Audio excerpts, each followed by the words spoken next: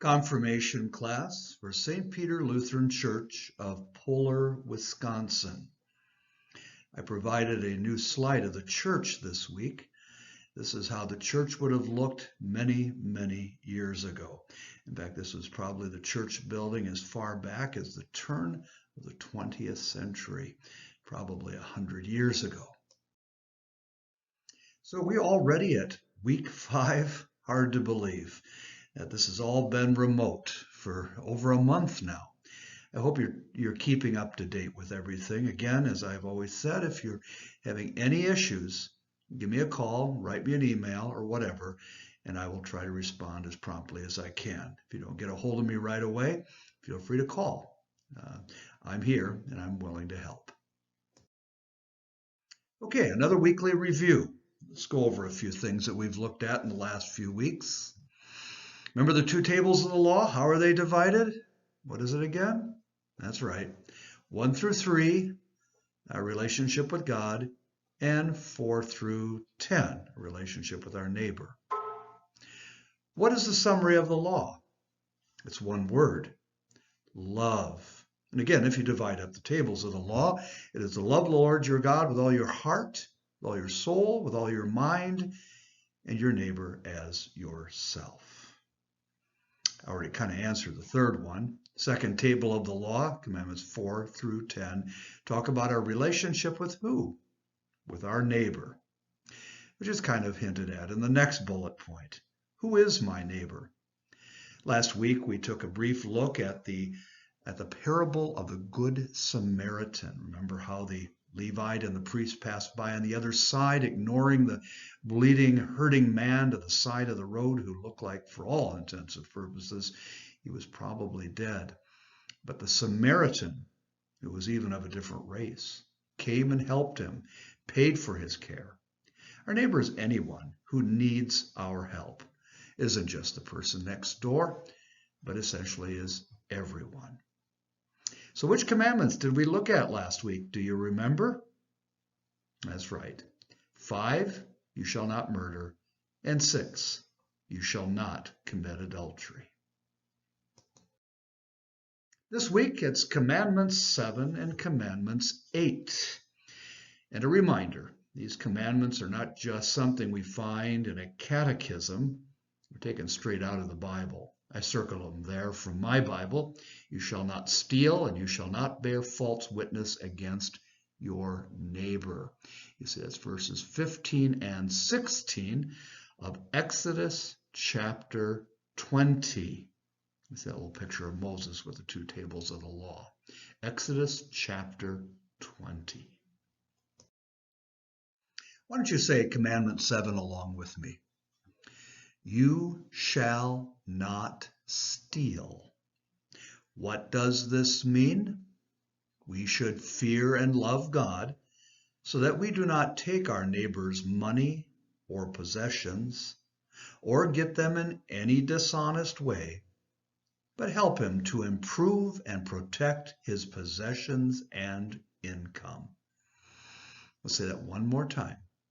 You shall not steal. What does this mean? We should fear and love God so that we do not take our neighbor's money or possessions or get them in any dishonest way, but help him to improve and protect his possessions and income. As always, I encourage you to read the sections that are pertinent to our lesson in Luther's Small Catechism. There I pointed out the pages and pointed to them so you can see 105 to 114. It is only about 10 pages, and we'll be referring to some of that material here in this PowerPoint presentation. But please take time to look it over, not just for this, but for the worksheet that is also attached to this email. What the 7th commandment protects. I know the picture there in the corner looks like a very messy bedroom, but it's intended to show the many things that you or others might own, from radios to instruments to toys to almost anything. Essentially, God created us to look after the earthly gifts that he has given to our neighbors for their life and well-being. In other words, the seventh commandment protects God's gift of possessions. Yes, the things we own are God's gift to us, so he protects them. 3 ways we love God by not taking our neighbor's possessions. When we say, you shall not steal, it isn't just that simple. Of course, it can mean stealing it outright, shoplifting, robbing someone's home, as the picture there on the slide indicates. Somebody is trying to lift another person's cell phone out of their back pocket. Probably not the best place to put it if you're in a crowd.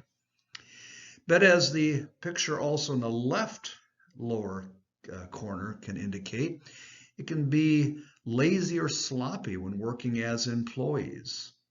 Remember, when you get a job, unless you already have one, if you're not working up to the expectations of your employer, then you're taking his or her money without returning any kind of effort. That is also stealing. Finally, you can get things by dishonesty, fraud, or taking advantage of others. Picture in the lower right corner shows by cartoon how a man is stealing information from somebody else's computer. Much of this fraud happens at ATM machines where people extract cash. It can happen right online. There are many services that people pay just to protect their identity and their information. There are many ways to steal. What is included in our possessions or our earthly gifts? Well, it's varied. As the picture at the bottom introduces the idea, bounty of the earth, air, water, soil, food, etc. Those who are in farming are very close to this part of God's gifts and probably appreciate them in a very unique way. More so than some of us who simply see the results of that by picking up our food, say, at the local grocery store. It's also our roles as parents, as family, as neighbors. Yes, our family is part of God's good gift to us. Our jobs and careers, the ways that we make a living and earn money to support our lives. But there are also other areas in this more modern era, such as music, software, movies that people download from the internet. Many people will download these things and not pay for them, and then they'll justify it. But that's stealing as well. That is personal property, things that people sell and make a living off. And it is not fair any more than it would be fair to plagiarize something, that is, write something in a paper you are writing for school and then not credit where you got it from. That is also a subtler way of stealing what is not yours. The seventh commandment is also about being a steward, a good steward. Steward is simply another word for a manager. We manage what God has given to us. It's not ours. As the old hymn said, we give thee but thine own, a trust, O Lord, from thee. God gives us, therefore, the earth. He gives us our families, gives us all of our other possessions as gifts to be used for the greater good. Our greater good, the greater good of the world. So how are we good stewards? Well, we are good stewards when we care for our earth and do not abuse it. That is, we would not pollute the soil, the air, the water. We wouldn't waste the resources, although as a culture we waste a lot.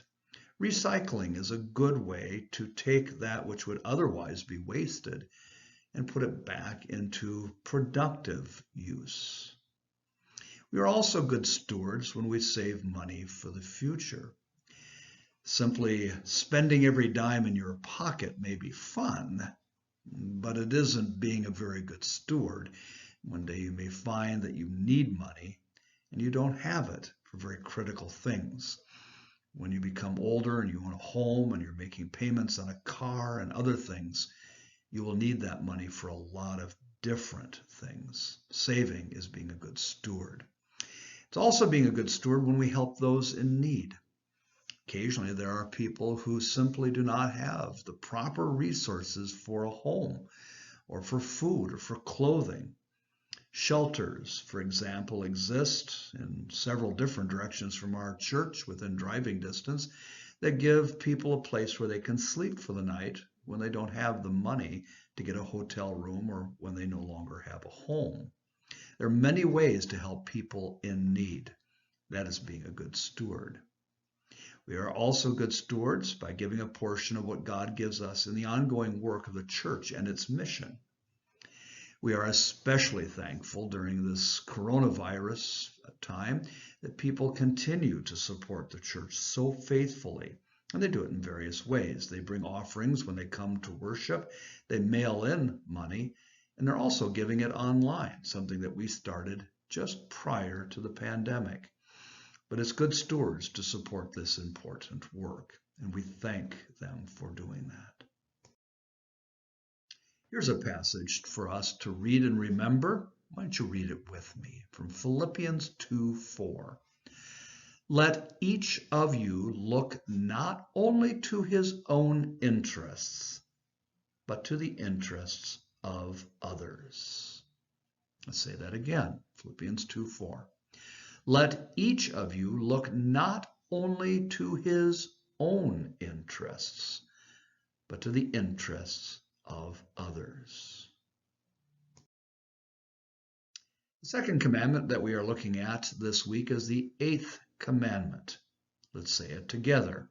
And yes, we'll do it a couple of times. You shall not give false testimony against your neighbor. What does this mean? We should fear and love God so that we do not tell lies about our neighbor, betray him, slander him, or hurt his reputation, but defend him, speak well of him, and explain everything in the kindest way. One more time. You shall not give false testimony against your neighbor. What does this mean? We should fear and love God so that we do not tell lies about our neighbor, betray him, slander him, or hurt his reputation, but defend him, speak well of him, and explain everything in the kindest way. This commandment protects God's gift of a good reputation, or sometimes, as we say it, a good name. And we do this for our neighbor in 3 very specific ways. First of all, not telling lies about people. Also, by not betraying them when we reveal their private faults or secrets. And as people are very protective of certain parts of their life, and when they tell them to us in confidence, we need to honor that. Finally, by not slandering our neighbor and rushing to judgment, complaining about them, or spreading rumors. That would be included in gossip as well. You can see that in the picture in your screen there, where one little girl is obviously being slandered by her classmates. It is very cruel to gossip. How do we defend our neighbor's reputation? On the positive side, we do this by defending people when others speak badly about them. Sometimes it's hard to stand up and stand against people who are tearing your friends or your neighbors down. But the commandment calls for us to speak better of them. Also to draw attention to your neighbor's good qualities and deeds. So often we are drawing attention to things that are not so good. But the commandment reminds us there are many better things about our neighbors. Point to those. Finally, to have the patience to understand your neighbor's actions in the best possible way and put the best construction on them. Try to explain it in a better light rather than in the worst light possible. Here again is a passage for us to read from Ephesians 4:15 together with me. Speaking the truth in love, we are to grow up in every way into him who is the head, into Christ. One more time. Speaking the truth in love, we are to grow up in every way into him who is the head, into Christ. So speaking the truth in love. Sometimes the truth is not always easy to hear. Sometimes it hurts. But always, always in a spirit of love for our neighbor, for their needs, for their best welfare. Okay, we're at the end. So there you have it. Have a great week. And yes, keep working at this material. Keep up to date. Questions? Give me a call. But have a great week. God bless.